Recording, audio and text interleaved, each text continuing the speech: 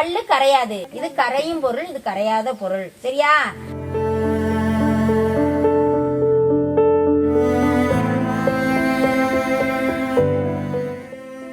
பாலம் பாலமாக வெடித்த செங்கல் சுவர்கள், பொலவென பெயர்ந்து விழும் கான்கிரீட் பூச்சுகள், ஆத்திர அவசரத்துக்கு கூட ஒதுங்க கழிவறை இல்லாத அவலம், எப்போது வேண்டுமானாலும் இடிந்து விழும் நிலையில் உயிர்பலி வாங்க காத்திருக்கிறது ஒழுகமங்கலம் கிராமத்தில் ஒழுங்கற்று காணப்படும் இந்த அங்கன்வாடி மையம்.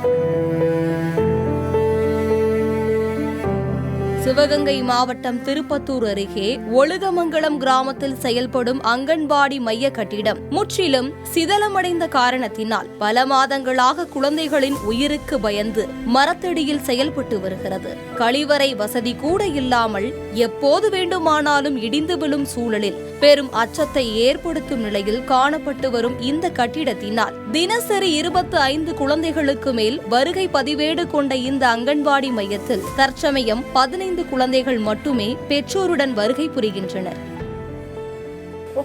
உப்பு ஜீனி எல்லாமே என்ன செய்யும், தண்ணியில போட்டா கரைஞ்சிரும். அப்ப தண்ணியில என்ன போட்டிருக்கேன், உப்பு போட்டிருக்கேன். உப்பு போட்ட உடனே அது தண்ணியில கரைஞ்சிருச்சா? தண்ணியில கரைஞ்சிருச்சு.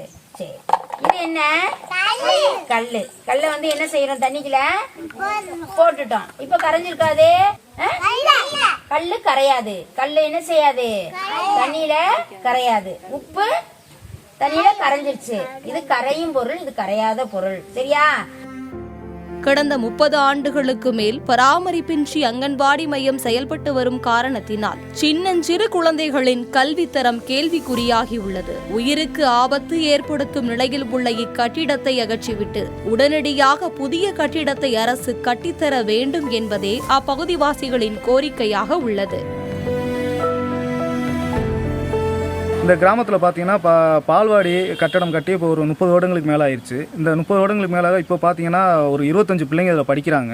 25 பிள்ளைங்களில் 15 பிள்ளைங்க தான் வர்றாங்க. இதில் ஏன்னு பார்த்தீங்கன்னா இப்போ கட்டடம் ரொம்ப டேமேஜாக இருக்கிறதுனால யாரும் வர்றதுக்கு பயப்படுறாங்க. இது அரசாங்கம் முன்னெடுத்து எங்களுக்கு இதை பில்டிங்கை கட்டி கொடுக்குமாறு கேட்டுக்கொள்ளப்படுகிறது.